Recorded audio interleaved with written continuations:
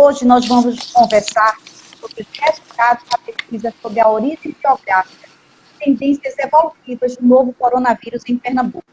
E para isso eu tenho aqui mais uma vez o professor Valdir Balbino, que é do Departamento de Genética, e vai conversar com a gente.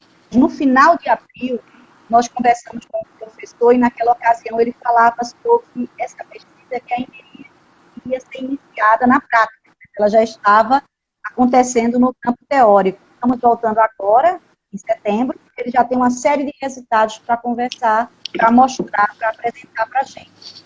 Professor Valdir, essa pesquisa que está sendo desenvolvida no Laboratório de Bioinformática e Biologia Evolutiva, o LAB, a gente está, inclusive, aqui, o senhor está usando o perfil do LAB para esta conversa.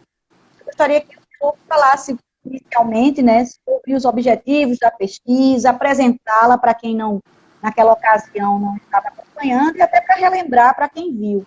Obrigado mais uma vez pelo convite e pela oportunidade de compartilhar um pouco daquilo que a gente está aprendendo nos últimos meses em relação ao sequenciamento genômico do novo coronavírus. A gente conversou lá no final de abril e naquela época o que a gente tinha era um desenho experimental, né, que precisava ser validado, e uma série de teorias e principalmente de expectativas, né, em relação àquilo que seria obtido.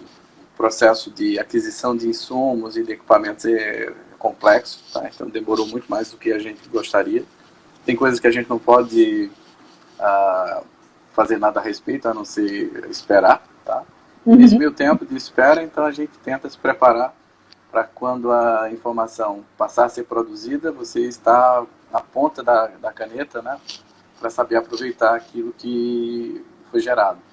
A ideia do projeto de sequenciamento partiu da gestão central da Universidade Federal. Meus agradecimentos ao professor Alfredo, né, o nosso reitor, a professora Carol Leandro, que à época era a nossa pró-reitora de pesquisa e atualmente é a nossa pró-reitora de pós-graduação, ao professor Pedro Carelli, o professor Arthur, né, que é o gestor da FAD, que eles conseguiram se mobilizar uma equipe muito grande para fazer com que os projetos em andamento na universidade se tornassem viáveis.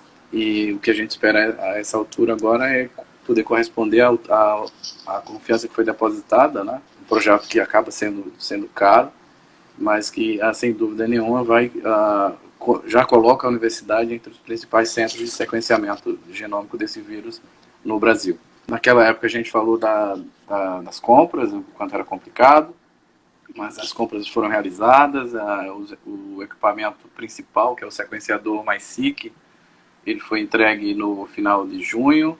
Você recebe o equipamento, mas você tem que receber os insumos que vão alimentar esse equipamento, e também o agendamento do treinamento da equipe, né, e da validação do equipamento, que aconteceu em meados de julho. Quando é que ficou exatamente tudo pronto para colocar a mão na massa? Finalzinho de julho, início de agosto.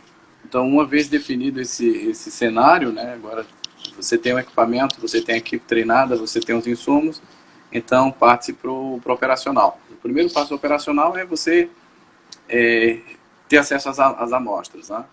E esse acesso foi viabilizado pelo NUPIT, através das professoras Maíra e da professora Michele Pereira, com o LACEN, né, para que a gente tenha autorização para o uso do material biológico, né, que é proveniente dos pacientes acometidos pela Covid-19.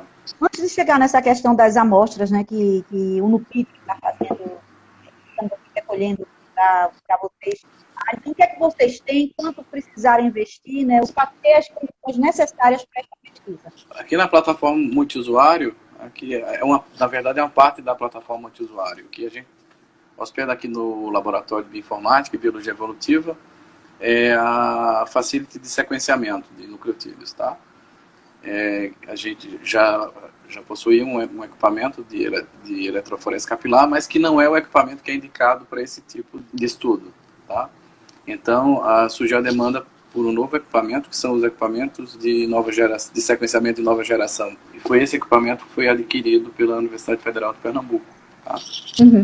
Foi adquirido com recursos concedidos pelo Ministério da Educação, né, que foram canalizados para a universidade. A universidade fez a dotação orçamentária que permitiu a aquisição desse equipamento. Para que esse equipamento opere, obviamente, você precisa de equipamentos periféricos, né, que são termocicladores, quantificadores de DNA, e aí, para essa parte aí, a parte mais basal, digamos assim, a gente já dispunha de alguma infraestrutura, e foi possível, então, consolidar a plataforma de sequenciamento. Fala um pouco, professor, para a gente sobre os objetivos da pesquisa e por que é importante fazer esse sequenciamento. Os números que a Covid trouxeram, né, para a humanidade, eles são avassaladores. Né? Então, foi um estado diferenciado, né, que a humanidade teve que lidar em função das medidas de distanciamento que foram adotadas, né, para tentar reduzir a velocidade de disseminação do vírus. Se a gente assume as medidas que foram tomadas, talvez certamente o cenário poderia ter sido bem pior do que esse que se apresentou. Se você tem uma doença cujo agente etiológico passou a ser conhecido e reconhecido como novo para a ciência, obviamente que um dos primeiros elementos que se leva em consideração é a possibilidade de desenvolvimento de uma vacina. Então, e se você quer partir para um modelo vacinal, você tem que saber com quem você está lidando, né? Você precisa saber quem é o agente etiológico, o que é que ele tem de especial e de que modo as estratégias vacinais elas podem ser úteis para minimizar a capacidade, ou neutralizar de uma forma ideal a disseminação desse vírus entre as pessoas. E a informação básica que se precisa para estudos dessa natureza são aqueles que dependem do conhecimento da estrutura genômica do vírus.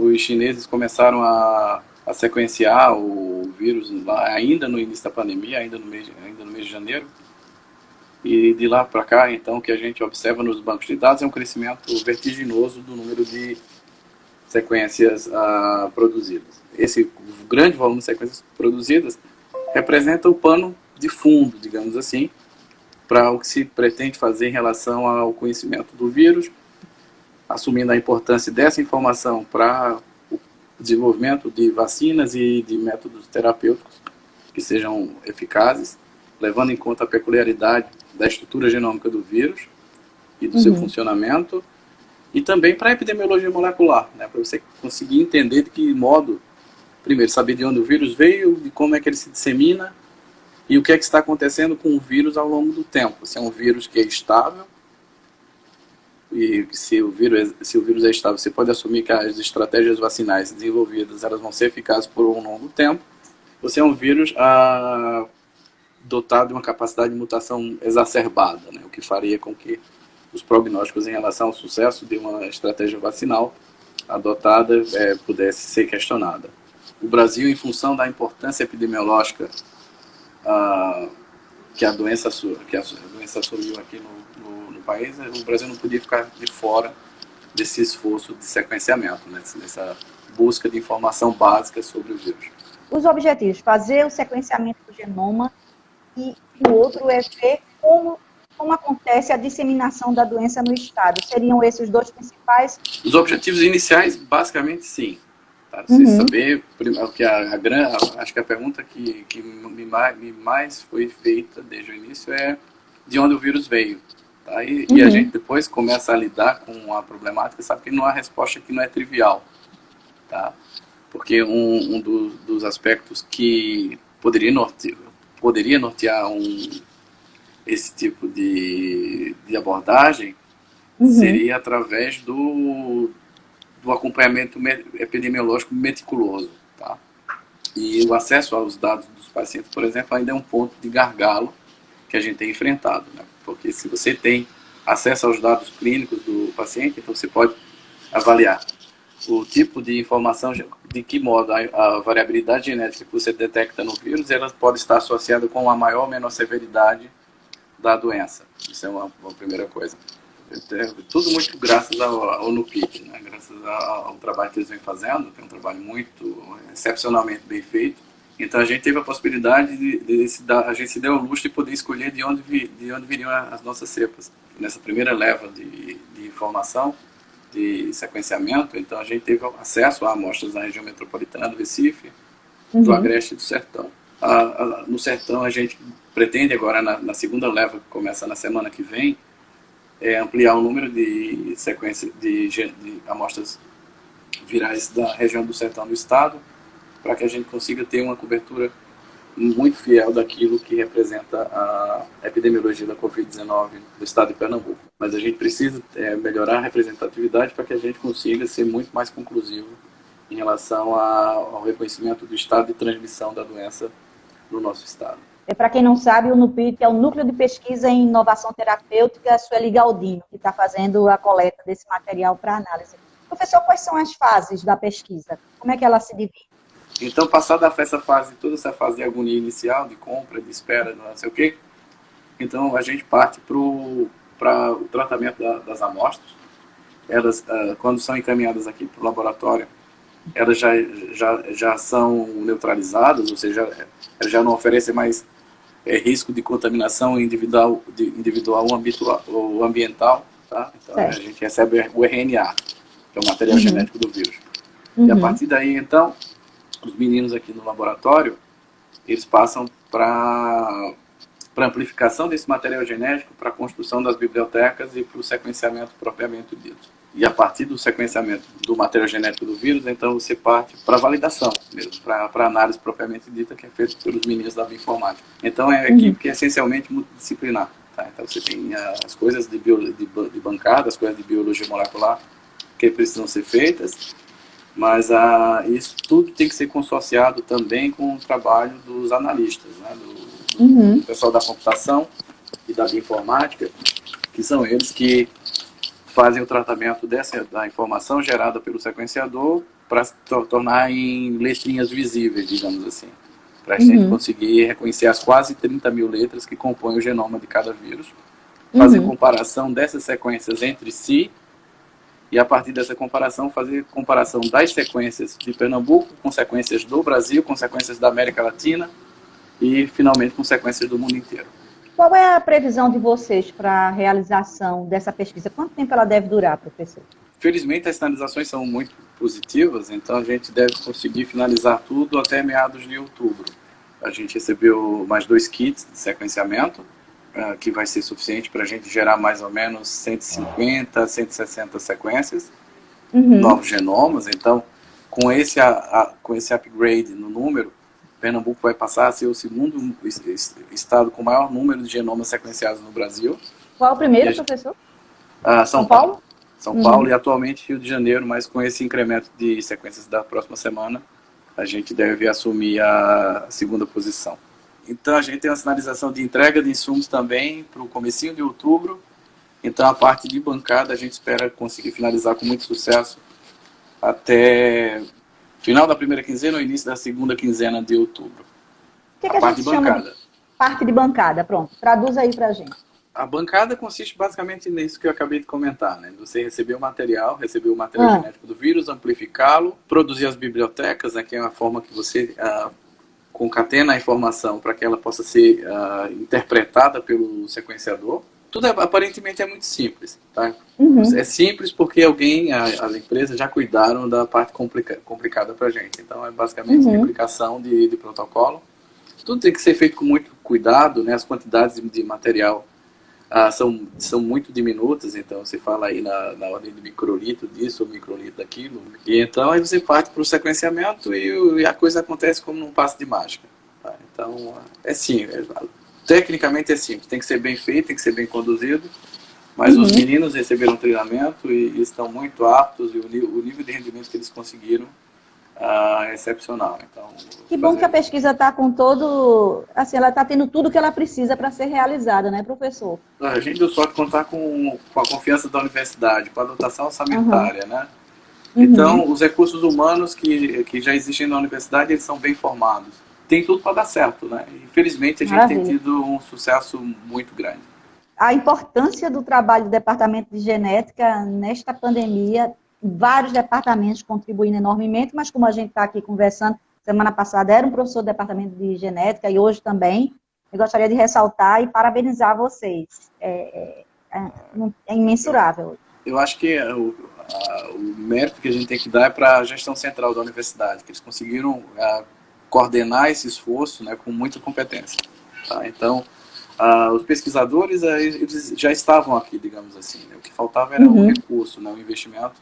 E esse investimento foi possível através da confiança que a universidade depositou, né, da sinalização para múltiplos grupos. Então, os dados que a universidade tem gerado em todas as áreas de conhecimento é assombroso e fazem com que a universidade assuma um papel de destaque no cenário nacional, né, que é o que a gente espera da universidade, do porte e qualidade do nosso. Então, o vírus que circula na região metropolitana do Recife é o mesmo que está presente no interior do estado. Em caso positivo, o que pode causar essa mutação, né? O que é que já se descobriu, né, sobre as cepas desses vírus aqui no estado? E para quem não é da área, o que é uma cepa? Bom, a gente vai designar cepa a unidade de análise que a gente tem, que é a amostra clínica, que é o vírus que é isolado a partir da amostra clínica de um paciente. Tá? Então, aqui ele é individualizado, então a gente pode designá-lo de cepa. Interessante, aqui em Pernambuco, todas as cepas, então à medida que as informações vão se avolumando, né, de sequenciamento, isso eu falo em escala mundial, tá? Então essa informação ela vai se hierarquizando, digamos assim.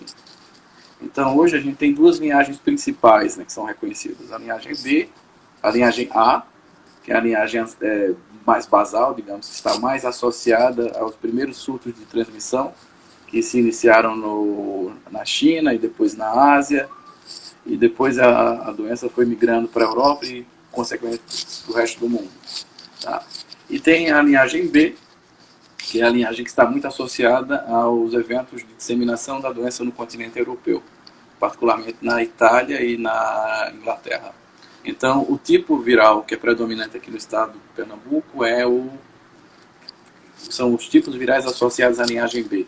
Um conjunto de linhagens que são muito intimamente relacionadas entre si e que, por sua vez, estão associadas à linhagem B, e é definida na literatura como aquela estando associada à deflagração do surto europeu, que foi a partir de onde ocorreu a disseminação em maior escala da doença em todo o mundo.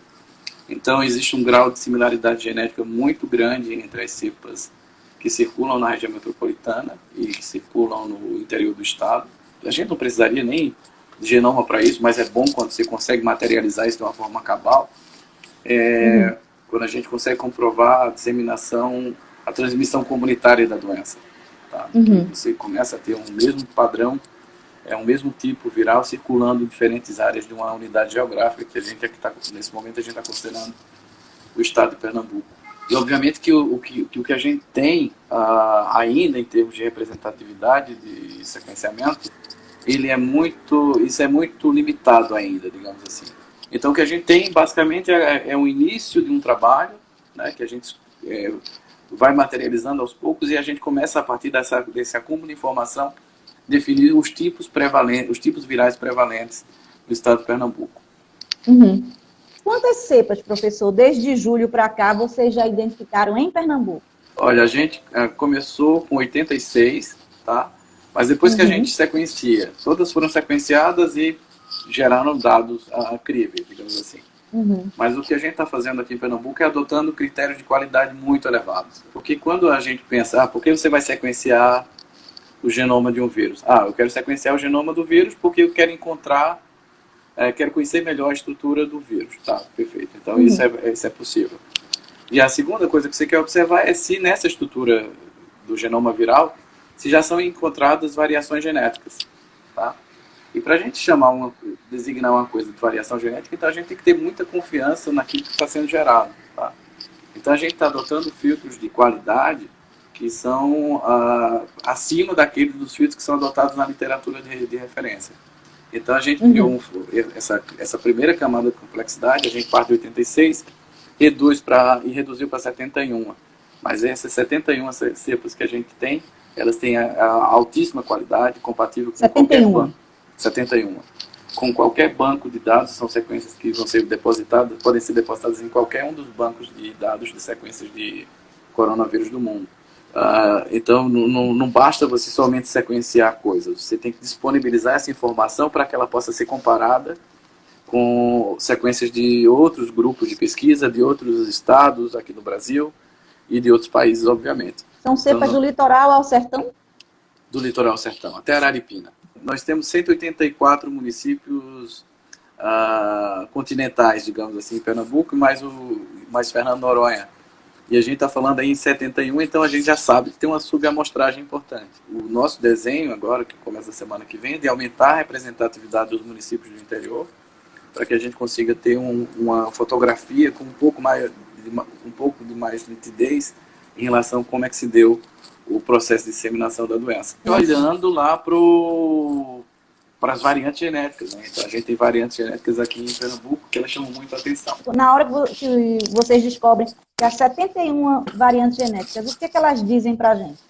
Não, veja, 71 cepas, né? São 71 tipos, são 71 tipos virais diferentes. Tá? Sim. Cada um deles é sequenciado na tentativa de se recuperar as suas quase 30 mil letrinhas que compõem o seu genoma. Então, depois que você tem esse conjunto de informações, você parte agora para a análise comparativa. O que é que tem na cepa 1 que é igual à cepa 2, no mesmo estado, e o que é que as cepas 1 e 2 têm de diferente. E aí você sai fazendo o que a gente chama de anotação funcional, distribuir a tua informação sobre a variação de uma forma lógica, para que se torne uma informação que seja cientificamente aproveitável. Nós temos um conjunto de variações que são muito específicos aqui do estado de Pernambuco, que não foram registrados em nenhum outro estado aqui do Brasil. Quantas cepas já foram identificadas no Brasil e não sei se o senhor poderia dizer até no mundo? No momento que a gente congelou a análise da última vez, a gente tinha 868 genomas sequenciados no Brasil.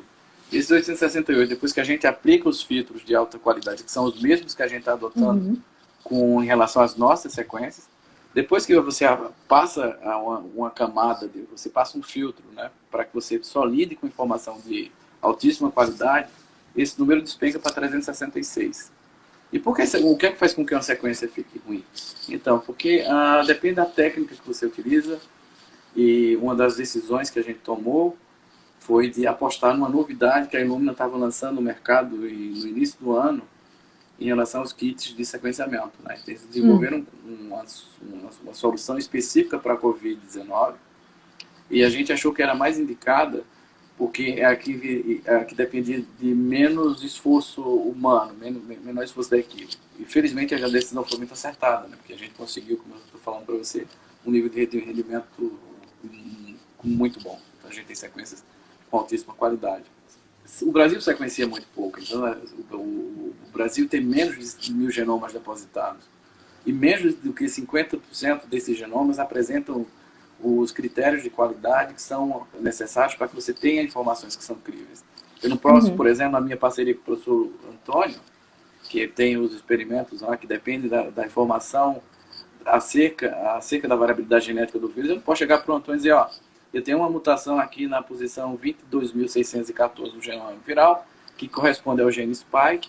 O gene spike é o gene que codifica a proteína spike, é uma das principais vedetes aí das estratégias vacinais que estão em desenvolvimento, e eu não posso chegar para o Antônio e dizer, olha, a gente tem essa mutação aqui, mas eu não tenho certeza se ela é crível ou não. A chance da gente estar mentindo para você é da ordem de 10%. O Antônio vai me tirar da sala dele as pancadas, né? Porque ele vai saber, ele não vai Como é que ele fazer... vai pesquisar uma vacina desse jeito, né, professor? Exatamente, então eu não posso chegar com esse nível de dúvida. Mas o senhor falava, professor Valdir, sobre o que é que vocês viram de diferente nessas cepas de Pernambuco. Primeiro, a gente tem o genoma viral que tem quase 30 mil bases. Tá? Então, você pode dizer, a gente tem pelo menos 500, 600 sítios polimórficos desses 30 mil. Isso é muito, é pouco, aí depende do contexto. Você tem que fazer comparação. Né? O que é que as pessoas têm visto no mundo afora, e por isso que esses bancos são públicos, para que a comunidade científica tenha acesso e possa fazer as suas inferências. Então, a gente aqui no Brasil tem alguns grupos que são mais cuidadosos, né, gostam de trabalhar um pouco com a porta fechada, mas isso não funciona muito, porque na hora que você quer comparar os seus dados com aqueles do resto do mundo, você adora que essas informações estejam disponíveis. Né? Tem que fazer o mesmo, né, professor? E aí você tem que fazer o mesmo, porque antes de qualquer coisa, nós não somos investidores, não fazemos parte da indústria farmacêutica, nós somos cientistas, e o que o bom cientista quer é que a informação que ele produz sirva de elemento básico para pesquisa, para desenvolvimento de pesquisas cada vez mais complexas. Então, o que a gente tem aqui em Pernambuco são algumas mutações que aparentemente são específicas de Pernambuco, mas quando a gente fala em mutações específicas, a gente tem que levar em consideração que o Brasil está sequenciando pouco brinco com os meus alunos de genética de populações para falar de variabilidade genética e como é que a gente consegue valorar a variabilidade genética. Se eu pergunto qual o teu tipo sanguíneo, aí você diz que é A positivo, eu não posso começar a partir daí a achar que todo pernambucano do sexo feminino é do tipo A positivo. Aí eu pergunto para uma segunda menina, ela também é do tipo A positivo, eu digo, tá vendo? Ó, eu dobrei o tamanho da minha amostra e agora eu posso concluir de forma cabal que todas as mulheres do estado de Pernambuco são do tipo A positivo.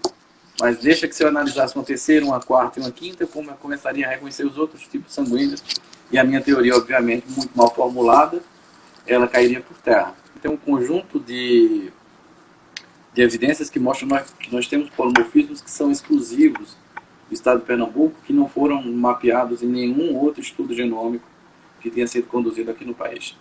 E o que a gente precisa fazer agora é aumentar o tamanho amostral, porque pode ser que à medida que a gente aumenta o tamanho amostral, a gente consiga perceber que essas variações de fato são exclusivas de Pernambuco. Então o que a gente tem é essa sinalização, são mais de 200 mutações, para você ter uma ideia do que a gente está falando, que elas foram mapeadas aqui no estado de Pernambuco e que elas não foram registradas em nenhum outro estado brasileiro ainda. Quer dizer que não houve transmissão interestadual aqui em Pernambuco, aqui no Brasil? Não, claro que houve. Porque a gente tem mutações que são compartilhadas. A gente tem a plótico, né, que é o nome que a gente atribui para uma sequência de nucleotídeos de um organismo de interesse, que quando comparada à outra, ela é equivalente, é igual, digamos assim, 100% igual. Então a gente fala em aplótico compartilhado. Tem uma sequência de uma cepa X, que quando é comparada com a cepa Y de São Paulo, por exemplo, elas são rigorosamente iguais. Então, o fato é que nós temos esse conjunto de mutações, né, de Pernambuco, que fazem com que algumas cepas aqui tenham o status de única cepa no Brasil e algumas no mundo que apresentam aquele conjunto específico de informações genéticas. Então, para o gene Spike, por exemplo, ainda hoje eu estava conversando com o Wilson. O Wilson é pós-doutorando do professor Antônio, mas também trabalha aqui fazendo coisas de bioinformática no laboratório, a gente estava discutindo. E a gente tem duas mutações do gene Spike de alto impacto. Tá? Ou seja, que são mutações que fazem supostamente com que a síntese da Spike seja interrompida. Então a gente já começa a ter elementos para discutir com o Antônio e para ele fazer a validação experimental disso, porque a gente tem uma validação em sílico, tá? E o Antônio, ele mostrou para vocês, ele tem toda a técnica, né, que ele pode mandar sintetizar genes e ver como é que fica esse produto quando é expresso em levedura, por exemplo, e saber o que significa em termos funcionais. Tá? Se isso aumentaria ou diminuiria a vantagem que o SARS-CoV-2 tem levado em relação aos seres humanos.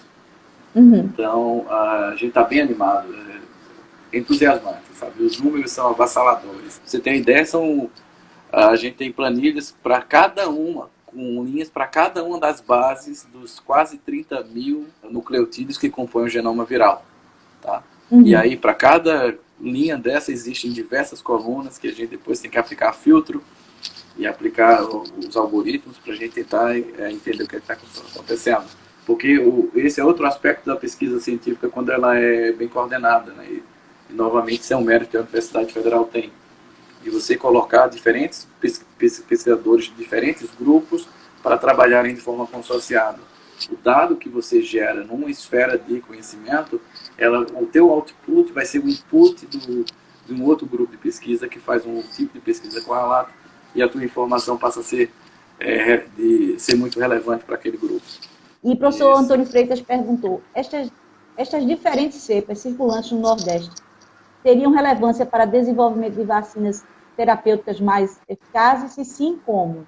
Antônio, é isso que a gente quer discutir contigo, né? Porque o que a gente tem agora é a evidência genômica, né? Então, sim, Antônio, o que a gente tem agora é um conjunto de variantes genéticas que a gente sabe que são presentes aqui no estado de Pernambuco. Algumas, quando a gente faz o tratamento da informação, a gente pode atribuir o status de alto impacto, tá, para a funcionalidade da proteína. Mas o que a gente precisa agora é se consorciar para a gente levar essa informação mastigada para você, mostrar onde é que ficam essas mutações do ponto de vista da geografia do genoma viral. E aí eu já te chamo a atenção dessas mutações que a gente identificou no Spike, tá, que parecem ser muito, muito promissoras para desenho experimental. E aí, vou devolver a pergunta, você é que vai nos devolver, né, com a tua impressão acerca da potencialidade dessas mutações para o estabelecimento de um modelo vacinal que leve em conta as peculiaridades da variabilidade genética das cepas que circulam no estado de Pernambuco, circulam no Nordeste, circulam no Brasil, para que a gente não tenha que ficar a reboque do que os países desenvolvidos fazem. E acho que essa é a grande coisa bacana desse esforço que o Brasil está fazendo, mesmo que tímido ainda, né? Sequenciar pouco, quando a gente se compara com a Inglaterra. Você tem uma ideia, Vitória?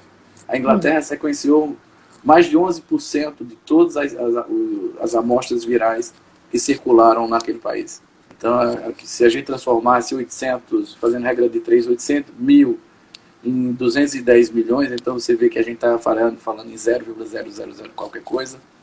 Então a gente sequencia muito menos do que a Inglaterra, e talvez por isso os modelos vacinais ingleses eles sejam tão badalados, porque eles tiveram esse cuidado de fazer as análises iniciais, sequenciar os seus genomas e a partir daí definir os modelos, as estratégias vacinais que viriam a ser elaboradas. Professor, eu vou fazer uma pergunta aqui de Luciana, e aí o senhor pode, a partir dessa pergunta de Luciana, até falar das origens e como ocorreu a disseminação do coronavírus em Pernambuco. A reinfecção, né, o medo da reinfecção, tem a ver com as muitas cepas do vírus circulando no mundo. A gente está de olho num caso aí de reinfecção, a gente está torcendo muito que a gente tenha acesso às amostras, tá? Um caso muito provável de reinfecção, que a pessoa foi positiva, digamos assim, para o teste PCR real em duas oportunidades. E a gente está tentando ter acesso a essas amostras para a gente poder comparar o que é que aconteceu na primeira vez que a pessoa se infectou em abril e o que aconteceu com a pessoa que se infectou em julho. Então, a reinfecção seria basicamente, você teria a chance, se o vírus fosse monótono, né, e todo o vírus fosse igual, então você poderia ter a chance de se infectar duas vezes pelo mesmo tipo viral, digamos assim, mesmo com hiato temporal razoável entre os eventos de infecção. Mas o que a gente acha muito mais verossímil é que você tenha cepas geneticamente distintas infectando o mesmo indivíduo em momentos distintos. É isso que a comunidade do mundo inteiro quer saber agora. Porque em função dessa resposta você vai poder começar a avaliar qual deve ser o destino aí dos modelos vacinais que estão em desenvolvimento. Se a gente vai ter que fazer vacinação anual, vacinação semestral, ou se a gente vai conseguir uma vacina de longa cobertura que dê ao indivíduo a imunidade que ele precisa para se ver livre da Covid-19 pelo resto da sua vida, o que é muitíssimo pouco provável. O que a gente tem é isso, essa expectativa. O vírus, o curioso é que ele é menos variável do que poderia ser, considerando que ele é um vírus de RNA, muito propenso à mutação, mas ele é muito mais diverso do que a gente gostaria que ele fosse. Então, quando a gente fala no mundo inteiro, considerando todo o conjunto de mutações, o número de mutações registradas já passa de 200 mil. Tá? Como o vírus tem só 30 mil bases de extensão, significa que tem vários sítios polimórficos no mundo inteiro que já variaram de uma base A para a base G, da base G para a base T, da T para C e assim sucessivamente. E a gente só vai sossegar quando a base de dados crescer ainda mais, né, e quando o Brasil passar a ser mais bem representado nesse cenário, para a gente poder compreender de que modo a doença se disseminou aqui. A gente já sabe como é que se disseminou, mas o que a gente quer é um marco geográfico, a gente quer uma prova física palpável de que a gente consiga mostrar, por exemplo, a gente tem um cluster aqui em Pernambuco de cepas que são muitíssimo correlacionadas com cepas brasileiras, que são muito relacionadas a cepas que circulam nos estados do Rio de Janeiro e São Paulo. Olha, isso quer dizer que as pessoas se infectaram a partir de pacientes que foram ao estado de São Paulo e se infectaram, tiveram contato com alguém que veio de São Paulo para cá? Não necessariamente, porque São Paulo e Rio, atualmente, são os dois estados com o maior número de genomas apresentados. Então, se eu tiver que encontrar similaridade no banco de dados, vai ser muito mais em função da representatividade desses estados do que da casuística epidemiológica que a gente queira considerar. Os projetos de sequenciamento genômico no Brasil inteiro, eles são cruciais para que a gente consiga compreender um pouco melhor a vilania desse cara que adentrou nas nossas vidas, mudou a nossa rotina, levou pessoas queridas, né, do nosso convívio, e só com investimento. Tá? Não tem como você produzir ciência de primeira qualidade, comparável com aquilo que é feito nos grandes centros do mundo, sem investimento. Dá para saber até que ponto essa variabilidade engana, entre aspas, o sistema imunológico a ponto de haver reinfecção? Uma boa pergunta. É o que a comunidade científica quer entender, né? Então, já existem sinalizações, saiu uma publicação na semana passada mostrando que existem determinados tipos de mutação que reduzem a eficiência da spike, né, de cumprir o seu papel de permitir o adentramento do vírus nas células hospedeiras. Então, o que precisa é tempo. Felizmente ou infelizmente, a gente está lidando com um processo científico, né, um esforço mundial, e o nível de cobrança não é mais de você fazer pesquisa a médio prazo, sequer médio prazo, é de curtíssimo prazo. Então, se a gente leva em conta a literatura que se acumulou do início de janeiro até agora, o mês de setembro, e a gente faz uma regra de 3, acho que não existe nenhum momento na história da ciência na humanidade que se compare a isso. Mas o que se espera é que você possa responder isso de forma mais efetiva à medida que o tempo nos permita parar para refletir. A gente está trabalhando muito e refletindo pouco. Isso em escala mundial. Ok, obrigado. Muito obrigada, professor Valdir, pela sua participação mais uma vez aqui na nossa live. Muito obrigado, Vitória. Boa tarde para você, boa tarde para todo mundo que teve paciência de me ouvir. Esse canal aí do Instagram do Lab está à disposição. Se vocês tem como obter os contatos de qualquer pessoa da equipe. Então, se vocês quiserem saber um pouco mais ou quiserem conversar de forma mais específica, quiserem ajudar também, a gente está à disposição, tá? Ok. Sigam o perfil do Lab, pessoal. Tem sempre informação científica lá e eles divulgam as palestras, os eventos do laboratório. Abraço a todos, até a próxima semana. Até logo, hein, pessoal.